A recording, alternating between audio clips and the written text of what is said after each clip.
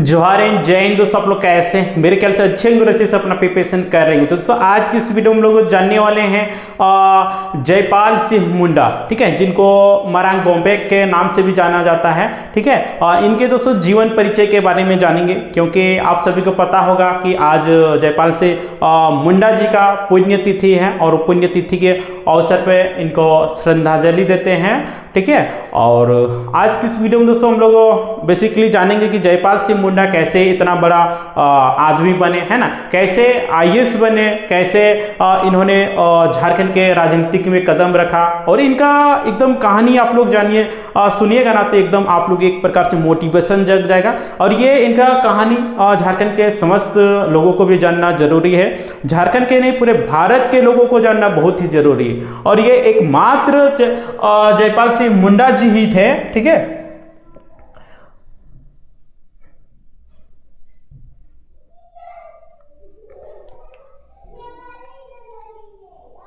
जयपाल सिंह मुंडा जी एकमात्र झारखंड के आदिवासी नेता थे जिनको संविधान सभा में भी इनको सदस्य के तौर पे रखा गया था, इसलिए बहुत ही इंपॉर्टेंट है। और ये झारखंड के आदिवासियों के लिए एक प्रकार से भगवान से कम नहीं थे, है ना। इनका जन्म की बात करते हैं, इनका जन्म आप लोग का 3 जनवरी 1903 ईस्वी को हुआ था, ठीक है।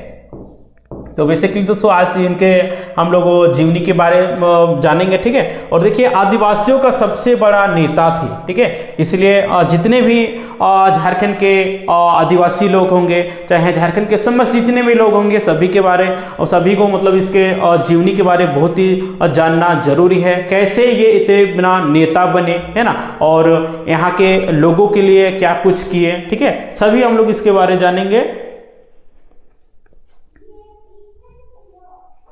तो देखिए जयपाल सिंह मुंडा जी का जन्म की बात करते हैं दोस्तों, जयपाल सिंह मुंडा जी का जन्म देखिए 3 जनवरी, ठीक है, कब हुआ था अभी कुछ देर पहले ही बताएं, 3 जनवरी आप लोग का 1903 को झारखंड के देखिए तत्कालीन बंगाल प्रेसिडेंसी उस समय हुआ करता था, ठीक है, खुट्टी जिले के टकरा गांव में हुआ था। कहां पे हुआ था? जयपाल सिंह मुंडा जी को 3 जनवरी 1903 ईस्वी को झारखंड के खुट्टी जिले के टकरा गांव में हुआ था, ठीक है। और देखिए जयपाल सिंह को मरांग गोम्बे के नाम से भी जाना जाता है, ठीक है। और ये झारखंड के एक प्रकार से बहुत ही बड़े नेता भी थे, ठीक है। उनके बचपन का नाम देखिए प्रमोद पाहन था। क्या था? प्रमोद पाहन था। देखिए जयपाल सिंह के पिता का नाम देखिए अमरू पाहन था, माता का नाम देखिए राधा मनी था, ठीक है। और जयपाल सिंह मुंडा की शुरुआती शिक्षा देखिए रांची के सेंट पॉल स्कूल से ही हुआ था। 1918 में वे अपनी स्कूल के प्रिंसिपल के साथ इंग्लैंड चले गए थे। देखिए 1918 ईस्वी में वो अपने स्कूल के प्रिंसिपल के साथ कहाँ चल गए थे? इंग्लैंड चल गए थे। और देखिए 1920 ईस्वी में उनका कैंटरबरी, है ना, कैंटरबरी के सेंट ऑगस्टाइन कॉलेज में नामांकन हुआ। इसके बाद ऑक्सफोर्ड विश्वविद्यालय के सेंट जॉन्स कॉलेज में उन्होंने दाखिला लिया। यहीं से 1926 में अर्थशास्त्र में उन्होंने स्नातक किया। 1926 ईस्वी में जयपाल सिंह मुंडा जी ने इंग्लैंड से ही ऑक्सफोर्ड यूनिवर्सिटी से इन्होंने इकोनॉमिक्स से ग्रेजुएशन किया। 1928 में उनका चयन देखिए भारतीय सिविल सेवा में हो गया था। 1928 ईस्वी में भारत के सिविल सेवा में हो गया था, ठीक है। देखिए यही है, आप सभी को पता भी होगा, है ना, जयपाल सिंह मुंडा जी के बारे में, ठीक है। तो ये तस्वीर के माध्यम से आप लोग देख सकते हैं। एंड देखिए यही ऑक्सफोर्ड यूनिवर्सिटी है ना, यहीं पे इन्होंने 1928 ईस्वी में अपना दाखिला मतलब ग्रेजुएट क्वालिफाई किए थे। देखिए हॉकी में दिलाई भारत को पहचान, ठीक है, कैसे बिरसा मुंडा बोल रहे जयपाल सिंह मुंडा ने हॉकी के क्षेत्र में भारत को दिए पहचान। तो चलिए आप लोग बताते हैं। देखिए जब वे 1 वर्ष के लिए आईसीएस की ट्रेनिंग पर इंग्लैंड गए, ठीक है, यानी कि भारत सिविल सर्विस के जब वो मतलब एग्जाम कर लिए, उसके बाद उनको ट्रेनिंग के लिए कहाँ भेजा गया? इंग्लैंड भेजा गया। उसी साल देखिए उन्हें ऑक्सफोर्ड हॉकी टीम का कप्तान भी बनाया गया। और उसी समय क्या हुआ? ऑक्सफोर्ड हॉकी टीम का जयपाल सिंह मुंडा जी को कप्तान बनाया गया, राइट। वे हॉकी के अच्छे खिलाड़ी थे और जयपाल सिंह मुंडा जी खेल के क्षेत्र में बहुत ही इंटरेस्ट रखते थे, रुचि रखते थे। हाँ, उसी की वजह से वो हॉकी के भी बहुत ही अच्छे खिलाड़ी थे और खेलते भी थे। इसलिए ऑक्सफोर्ड यूनिवर्सिटी ने उन्हें 1925 ईस्वी में, कब 1925 ईस्वी में ऑक्सफोर्ड ब्लू की उपाधि देखिए दिया गया था। और यह उपाधि पाने वाले हॉकी के एकमात्र अंतर्राष्ट्रीय खिलाड़ी थे। देखिए, हॉकी के एकमात्र अंतर्राष्ट्रीय इंटरनेशनल लेवल के पूरे 20 के खिलाड़ी बन गए थे मारांगोम के, यानी कि जयपाल सिंह मुंडा जी, जिनको बुल्लू की उपाधि, ऑक्सफोर्ड ब्लू की उपाधि दिया गया था। राइट। देखिए, ट्रेनिंग के साथ साथ हॉकी के खेल भी ध्यान रखना उनके लिए मुसीबत का काम बन गया था। सही बात है, आप जॉब कर रहे हैं, खेलना भी है, तो एक प्रकार से मुसीबत ही है ना। देखिए, दरअसल उन्हें हॉकी खेलने के लिए छुट्टी नहीं मिल पा रही थी। अब जब वहाँ पे ट्रेनिंग दे रहे थे, उनको हॉकी खेलने के लिए कहाँ से छुट्टी मिल पाएगा, नहीं मिल पा रहा था। देखिए, उनके पास अब दो ही विकल्प थे, उनके पास दो ही रास्ता था। एक तो वे ICS में नौकरी करें और दूसरा क्या था, हॉकी खेले, है ना। उसके पास, जयपाल सिंह मुंडा जी के पास दो ही ऑप्शन बचा हुआ, तो वो तो अपना ट्रेनिंग करे या फिर हॉकी ही खेले। तो देखिए, जयपाल सिंह मुंडा जी ने ऐसे में उन्होंने हॉकी को ही अपनी पहली पसंद बनाया और उन्होंने जो एक प्रकार से कह सकते हैं भारतीय अखिल सेवा का जो एग्जाम मिशन था उसको छोड़ दिया, है ना। ट्रेनिंग दे रहे थे, है ना, उस सर्विस को छोड़ दिया और वो खेल के क्षेत्र में ही अपना रुचि को कायम रखे और आगे बढ़े।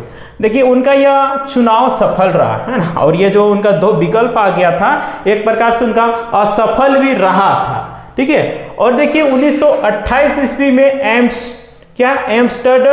एम्स्टर्डम में आयोजित ओलंपिक खेलों में भारतीय हॉकी टीम की अगुवाई की और जिसमें उन्होंने जिम्मा संभाला।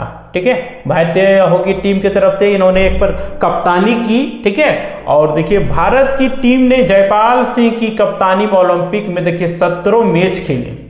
1928 ईस्वी में भारत में जयपाल सिंह मुंडा जी के कप्तानी में देखिए कितने मैच खेले, 17 मैच खेले, जिसमें से 16 मैच में जीत हासिल की है। बताइए, सिर्फ एक ही हारे और 16 जीत गए। एक मैच देखिए विवादित रूप से ड्रॉ रहा। अच्छा, ये हारे नहीं, अभी ड्रॉ रहा, जिसके चलते जयपाल सिंह ने नॉकआउट मैचों से खुद को दूर कर लिया। हालांकि देखिए, फाइनल मुकाबला भारत ने हॉलैंड को 3-0 से हराकर ओलंपिक गोल्ड मेडल अपने नाम कर लिया था। आगे है देखिए, हॉकी के बाद कुछ दिनों तक नौकरी की, है ना। जब हॉकी खेली उसके बाद कुछ दिनों तक जयपाल सिंह मुंडा जी ने हॉकी खेला। देखिए, जयपाल सिंह ने लंबे समय तक हॉकी नहीं खेली और देखिए ये भी रहा कि जयपाल सिंह मुंडा जी ज़्यादा दिन तक हॉकी में नहीं टिक पाए, एक प्रकार से कह सकते हैं। लेकिन अपने अनुभवों को नए खिलाड़ियों के साथ जरूर साझा करते थे। लेकिन जो उनका अनुभव था, खेलने का तरीका था, है ना, फर्स्ट टाइम ओलंपिक खेल खेले, कप्तानी में 17 मैच में 16 मैच जिता दिए। तो जो उसके साथ में अगल बगल खिलाड़ी हुआ करते थे, उनको अपना एक्सपीरियंस, अनुभव साझा किया करते थे। राइट। देखिए, जीवन यापन करने के लिए जयपाल सिंह मुंडा ने कोलकाता में देखिए बर्मा सेल ऑयल कंपनी में काम किया। अपना दिनचर्या, रोजी रोटी के लिए उन्होंने देखिए एक कलकत्ता का बर्मा सेल ऑयल कंपनी था, उन्होंने वहाँ पे नौकरी करने का काम किया।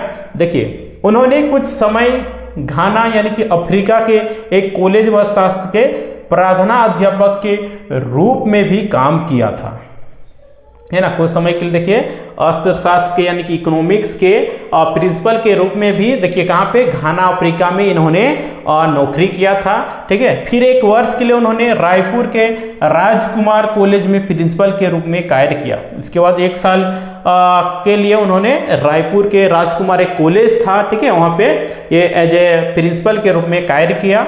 ठीक है। इसके बाद कुछ वर्षों तक वे बीकानेर स्टेट के वित्त और विदेश मामलों के मंत्री भी रहे। देखिए, उसके बाद कुछ वर्षों तक देखिए क्या रहे, बीकानेर स्टेट की वित्त मंत्री और विदेश मामले के मंत्री भी बने थे। देखिए वनवासी इलाकों में सबसे बड़े नेता बनकर उभरे। तो चलिए आप लोग बताते हैं वो वनवासी यानी कि झारखंड में सबसे बड़े नेता बनके कैसे हो और उमड़े जयपाल सिंह मुंडा जी। तो देखिए उन दिनों देखिए 1938 में बिहार से झारखंड को अलग करने की मांग पहली बार उठनी शुरू हो गई थी। ठीक है, 1938 में बिहार से झारखंड को अलग करने का मांग बहुत ही तूल पकड़ चुका था, है ना, और मांग होने लगा था। इस मांग को बिना नेतृत्व वाली आदिवासी महासभा ने रखा, है ना, आदिवासी महासभा था, उसमें कोई नेतृत्व नहीं किया रहेगा और उस आदिवासी महासभा ने इसका जिम्मा लिया। बिहार के जो तत्कालीन ब्रिटिश गवर्नर MG हलेट ने इस मांग को सिरे से ठुकरा दिया और जो बिहार के जो ब्रिटिश गवर्नर MG हलेट थे उन्होंने इस मांग को एकदम एक प्रकार से फाड़ के फेंक दिया, जिसके बाद आदिवासी देखिए महासभा एकदम निष्क्रिय हो गया। उसके बाद जो आदिवासी महासभा था वो सक्रिय रहने की जगह वो निष्क्रिय हो गया और शांत हो गया। देखिए 1939 में जब जयपाल सिंह मुंडा ब्रिटेन से भारत लौटे और उन्हें बीकानेर स्टेट में मिनिस्टर बनाया गया था। ठीक है, जब जयपाल सिंह 1939 ईस्वी में देखिए जयपाल सिंह मुंडा जी को भारत लौटे तो उनको क्या बनाया गया था, बीकानेर स्टेट में मिनिस्टर बनाया गया था, मंत्री बनाया गया था। एक बार देखिए पटना जाने के लिए वे कुछ दिनों रांची में ठहरे जहां उनकी मुलाकात आदिवासी महासभा से हुआ, है ना, एक समय की बात है।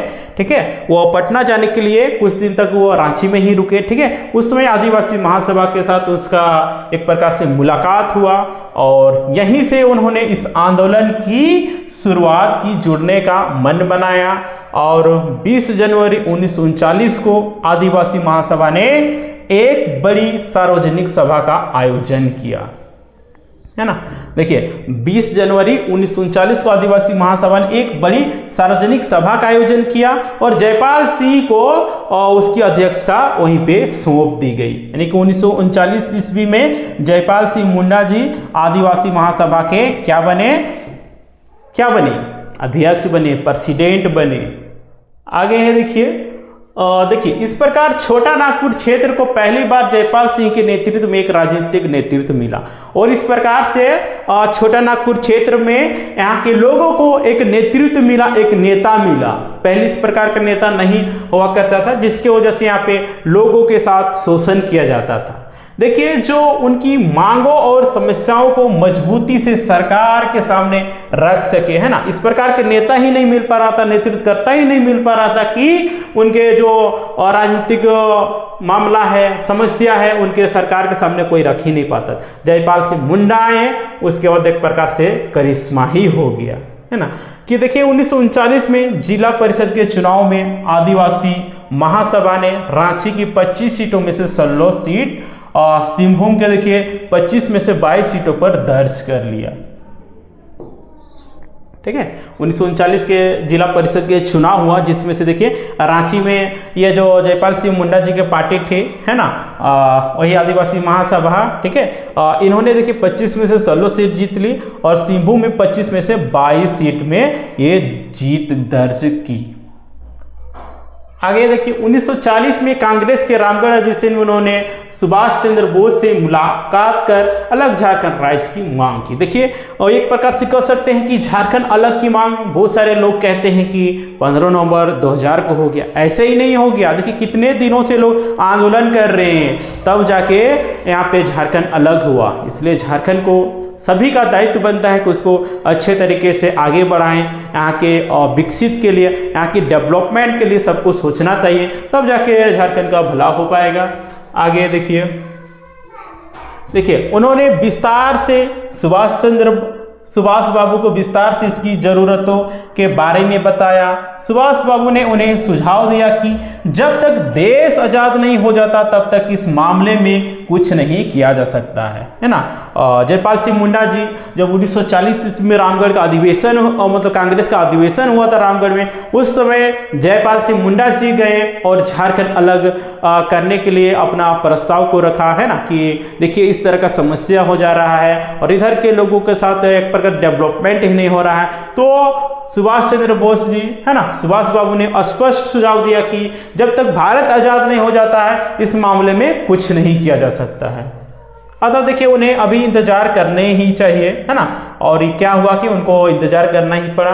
देखिए जयपाल ने उनके इस व्यवहारिक सुझाव को स्वीकार कर लिया और जयपाल सिंह मुंडा ने उनके इस सुझाव को स्वीकार कर लिया और आगे की रणनीति पे काम किया। आगे है देखिए जब देश आजाद हुआ तो 1949 में आदिवासी महासभा का एक राजनीतिक दल यानी कि झारखंड पार्टी का स्वरूप दे दिया गया। ठीक है, जब देश आजाद हुआ 1949 ईस्वी में तो आदिवासी महासभा को एक राजनीतिक दल बना दिया गया और इसका नाम क्या रख दिया गया, झारखंड पार्टी नाम रखा गया। और देखिए आप लोग बता देना चाह रहे हैं 1952 के पहले लोकसभा चुनाव में झारखंड पार्टी मुख्य विपक्षी दल के रूप में उभर कर सामने आई और 1952 ईस्वी में लोकसभा का चुनाव हुआ जिसमें से झारखंड पार्टी विपक्षी दल के रूप में उभर के आई। और देखिए पहले विधानसभा, ठीक है, पहले विधानसभा चुनाव में भी इस दल के 32 सीटें मिली थी। 1952 में विधानसभा का इलेक्शन हुआ था, उसमें से झारखंड पार्टी को कितना सीट मिला था, तो 32 सीट मिला था।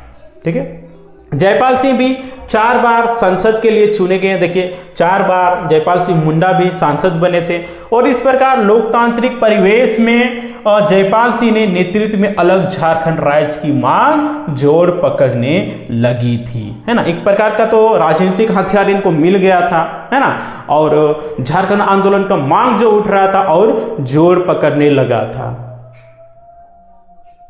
देखिए हम लोग तो जान लिए जयपाल सिंह मुंडा के राजनीतिक के बारे में, तो हम लोग अब जानेंगे संविधान सभा में उनका क्या भूमिका था। ठीक है, जयपाल सिंह मुंडा जी का संविधान सभा में क्या भूमिका था उसके बारे में हम लोग चलिए जानते हैं। तो देखिए 1946 में जयपाल सिंह बिहार से संविधान सभा के लिए चुने गए। कब चुने गए थे जयपाल सिंह मुंडा जी? 1946 ईस्वी में बिहार विधानसभा के लिए चुने गए थे। ठीक है, देखिए यहाँ पर उन्होंने आदिवासी समुदाय के विकास के लिए आवाज उठाई, है ना। और जयपाल सिंह मुंडा जी ने क्या किया, आदिवासियों के हित के लिए उन्होंने अपने सदन में आवाज उठाया। देखिए उन्होंने 19 दिसंबर 1946 को संविधान सभा में बोलते हुए कहा, मैं सभी से कहना चाहता हूं कि अगर कोई देश जुल्म का शिकार हुआ है तो हमारे लोग हुए हैं, है ना। 19 दिसंबर 1946 ईस्वी को जयपाल सिंह मुंडा जी को देखिए संविधान सभा में बोलने का मौका मिला तो उन्होंने क्या कहा, मैं सभी से कहना चाहता हूं कि अगर कोई देश में जुल्म का शिकार हुआ है तो हमारा लोग ही हुए हैं। हजारों वर्षों से उनकी अपेक्षाएं हुई है और उनके साथ अपमानजनक व्यवहार हुआ है। बिल्कुल सही बात है, बहुत ही जुल्म एक प्रकार से कह सकते हैं किया गया था यहाँ के लोगों के साथ। देखिए उन्होंने कहा कि मैं जिस सिंधु सभ्यता का वंशज हूँ, है ना, उसका इतिहास बताता है कि आप में से अधिकांश लोग यहाँ बैठे बाहरी हैं, है ना। देखिए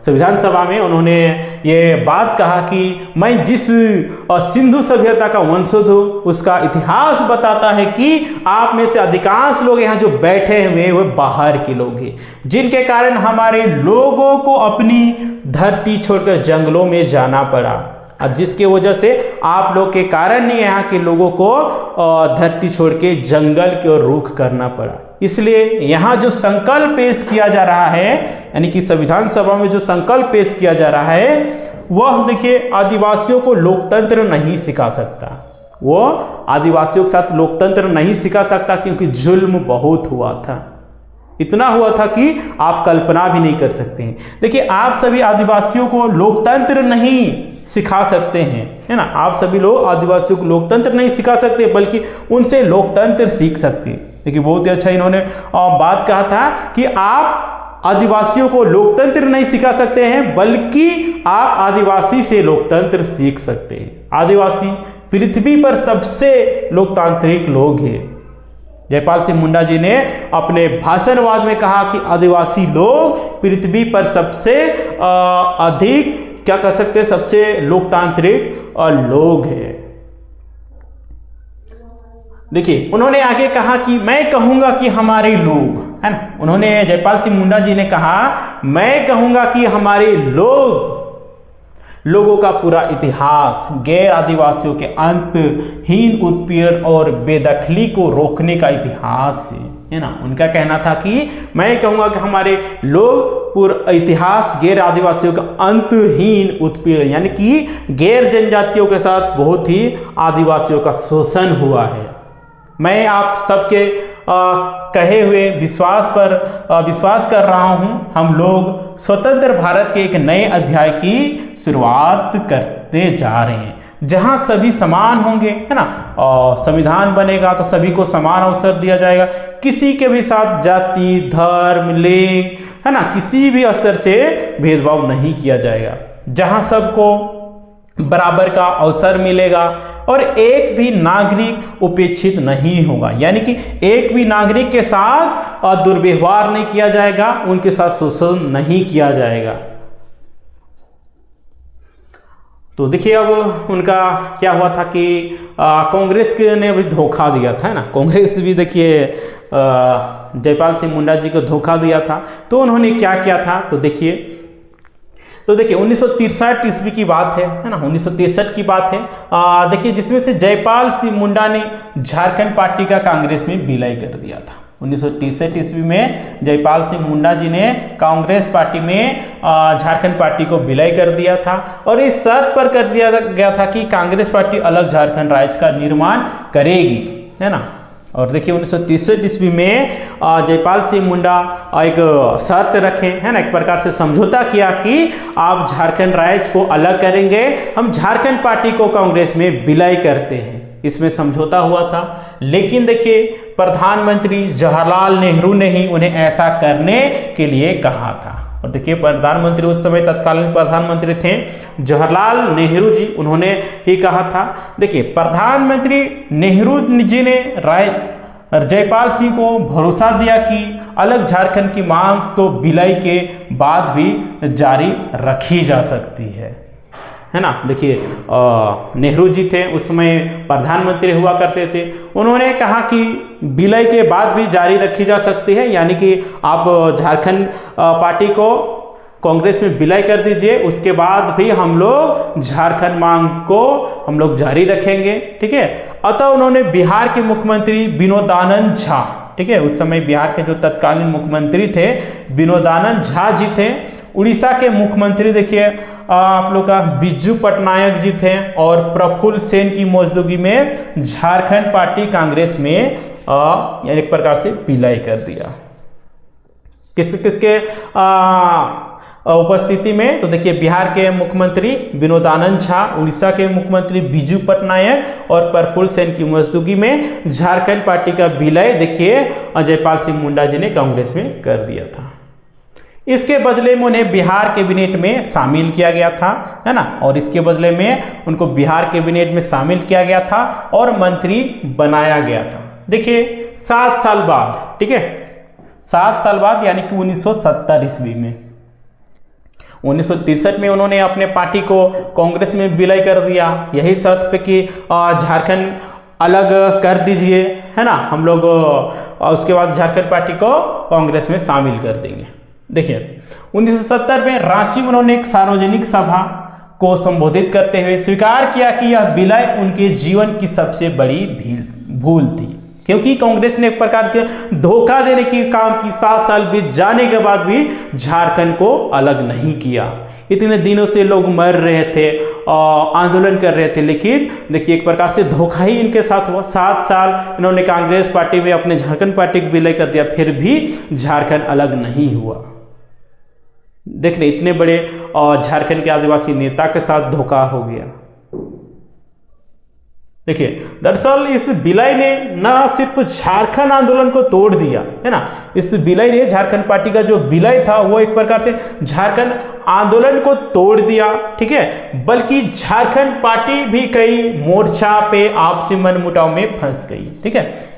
देखिए जब विलय हो गया कांग्रेस में झारखंड पार्टी, तो ये आप लोग का झारखंड आंदोलन ही नहीं टूटा, बल्कि जो झारखंड पार्टी था वो भी अलग अलग गुट में बदल गया, है ना। लोग अपना अपना पार्टी बना लिए, जयपाल सिंह मुंडा इसका जिम्मेदार कांग्रेस को मानते थे और इस तरह का जो स्थिति पनपा वो जयपाल सिंह मुंडा जी आदिवासियों के सबसे बड़े नेता जी उन्होंने इसका गलत एंड जिम्मेवार है ना इसका किसको माने कांग्रेस पार्टी को ही माने। मगर सभी को फिर से एकजुट करने का अब उनके पास समय भी नहीं था और जयपाल सिंह मुंडा जी के पास फिर से लोगों को एकजुट करने का समय नहीं था, क्योंकि 20 मार्च 1970 को जयपाल सिंह मुंडा जी का दिल्ली में निधन हो जाता है ना, और इसी के साथ उनका जीवन समाप्त हो जाता है।